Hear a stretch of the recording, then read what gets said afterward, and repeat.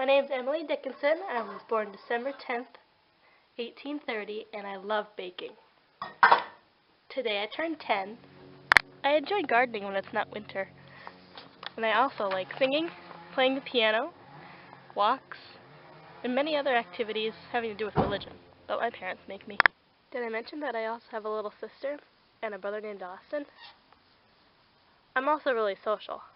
Some of my friends' names are Avon, Abby, Emily, Susan, and I have a couple male friends, Benjamin, Henry. I have a lot of fun with them. I really enjoy going to social gatherings. I think by the time I'm 17, I will be the most popular girl in town.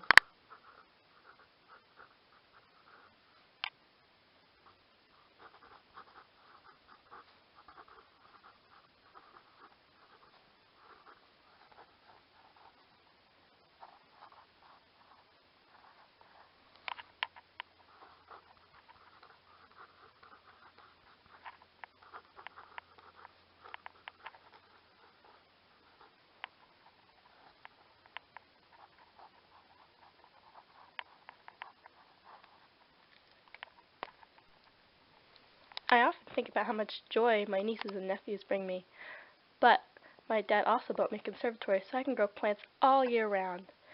That brings me joy too. Hi, plants! Now that my brother and I have grown older, he's gotten married.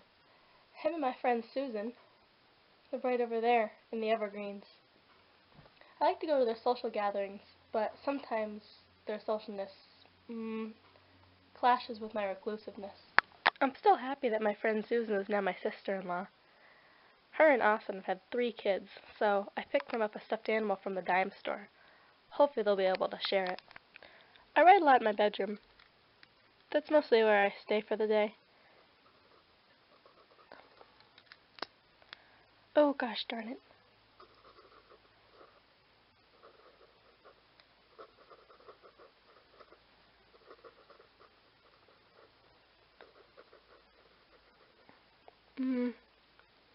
When was the great time in my life? I'm not too sure. I don't get out often anymore.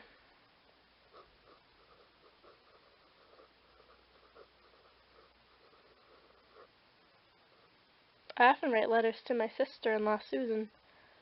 Sometimes she writes back.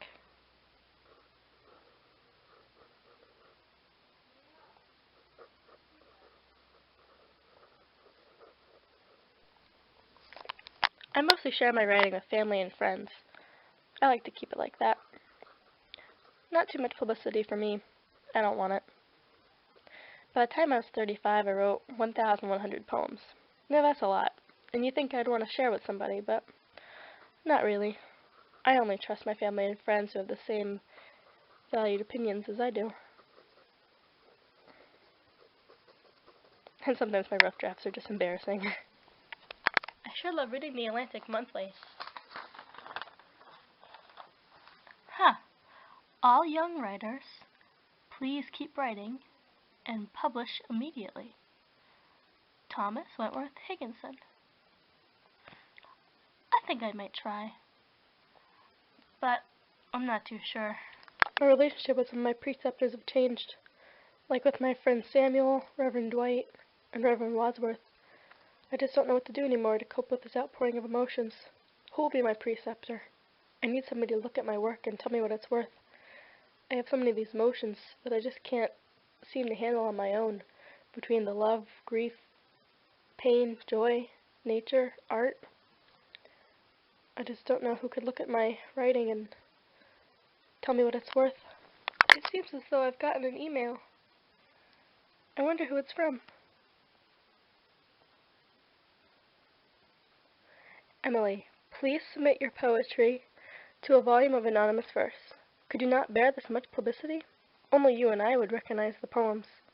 Sincerely, Helen Hunt Jackson. Ugh, she keeps begging me to put poetry in this anonymous verse volume. I don't even know what to call it. It aggravates me so. Doesn't she understand that I want to keep my work anonymous? Or just between friends and family? How do I get this through to her? I've been texting Thomas Higginson so much lately. He doesn't answer me back, though. I asked him if he thinks my poems are alive. He seems like a great guy. I mean, I know he's a well-known literary critic, a minister, an abolitionist, but nothing. I wait by my phone all day, and not a single alert, not a notification, nothing. Nothing from him, not a call, not a text message, not even an email or a Facebook message. I don't understand what I'm doing wrong. Still no message back from Tom. Ugh, sometimes I just wonder. The last thing he said was okay. And then I said back, I appreciate your letters very much when you respond. I have had a few pleasures so deep as your opinion, and if I tried to thank you, my tears would block my tongue. Would you have time to be my friend, that you should think I need? You'll be my preceptor? Please be my preceptor, Mr. Dickinson. I am happy to be your scholar, and you deserve the kindness I cannot repay. I shall bring your obedience, the blossom from my garden, and every gratitude I know. You'd love my dog, and the chestnut tree I saw in my walk. I'm surprised and anxious since receiving your last note. And then I waited. But I couldn't hold back. So I said, the Civil War feels like an oblique place to me. Are you safe over there? When will you visit me? I think very highly of you. He spoke in one of his letters about visiting me sometime soon, but he said he didn't have any time. I understand, but it's been so long. Why hasn't he made any time? So I said back to him, love is its own rescue, for we, at our supremest, are but its trembling emblems. How are you? I hope you're safe.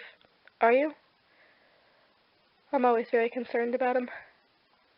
I wonder if he's safe. I cannot live with you. It would be life. And life is over there, behind the shelf. The sexton keeps the key to putting up our life, his porcelain, like a cup, discarded of the housewife, quaint or broke, a newer severs pleases, old ones crack.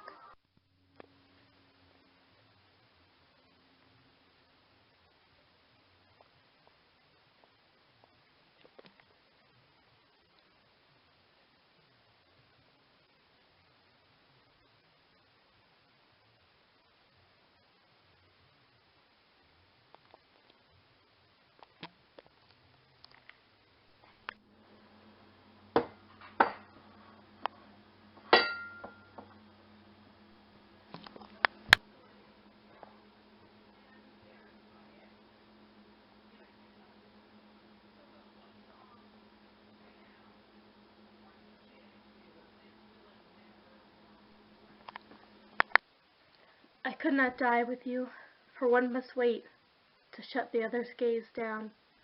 You could not, and could I stand by and see you freeze without my right of frost, death's privilege?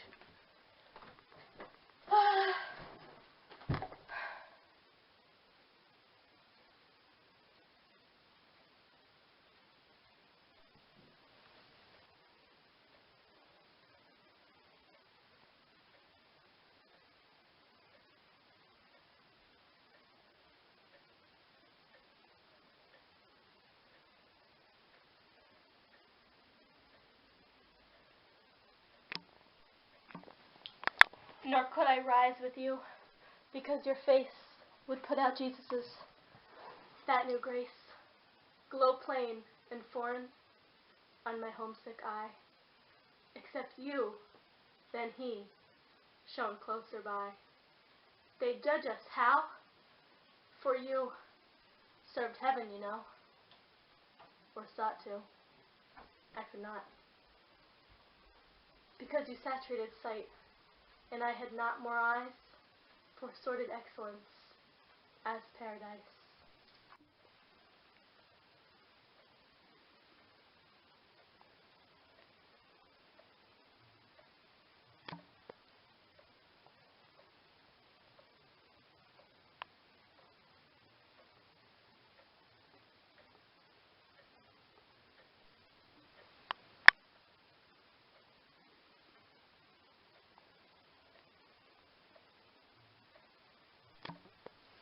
And were you lost, I would be though my name rang loudest on the heavenly fame, and were you saved, and I condemned to be, where you were not, that self were hell to me.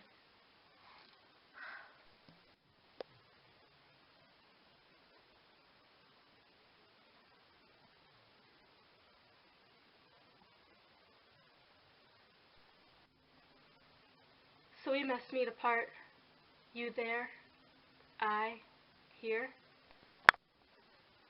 with just the door ajar. That oceans are, and prayer, and that white sustenance, despair.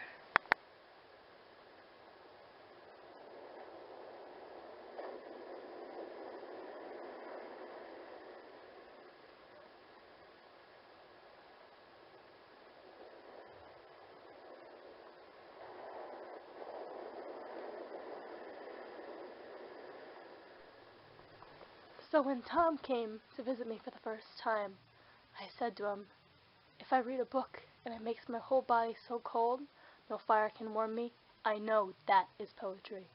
If I feel physically as if the top of my head were taken off, I know that is poetry. I had a correspondence with Tom for 23 years. He asked me to tell him about my background, so I did. I told him about my childhood terror. My only companion was my dog because my dad was too busy to pay attention to me. He buys me a lot of religious books, and he says, don't read them, because they'll joggle my mind. And Miss Prescott's circumstance bothered me very much. Her book was just out of this world. And I don't know. Sometimes I feel pretty passionate, but I'm not too sure if he feels the same way. I feel as if I annoy him. And when we finally met, it was rather awkward. I ran up to him and I gave him a flower, but he made an awkward face at me, as if I were hideous somehow, maybe if I were plain in the face. And I told him I don't see strangers too often, so that's why I felt odd. I'm also recluse by temperament. Barely left my doorstep. I habitually sealed my mind. I go to the doctor often. I worry about health problems. And also, I find ecstasy in living. The mere sense of living is joy enough. The mere attempt at cross-examination throws me back into my shell. Maybe that's why Tom didn't understand my situation. I thought about marrying my father's friend, Judge Otis. He's a widow. But much tragedy has bothered me while I continue to write. The crisis of the sorrow of so many years is all that tires me. I've been texting Tom over the years, but ever since we met, he's been answering back less and less than he used to. In 1874, I texted him, my father recently passed. It breaks my heart, but I hope you are safe. And in 1875, I said, my mother is paralyzed from a stroke.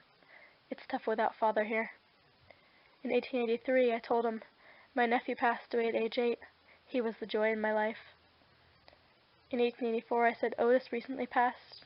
Are you feeling well? In 1885, I told him about Helen Hunt Jackson. She passed away in her sleep, and I told him I would be attending the funeral the very next day. And I just told him today, I'm very, very ill. My life had been stricken with such sorrow. I can barely talk. I wish I heard from him more often. Maybe I could see him before my last days. My life closed twice before its close. It yet remains to see if immortality unveil a third event to me. So huge, so hopeless to conceive, as these that twice befell. Parting is all we know of heaven, and all we need of hell.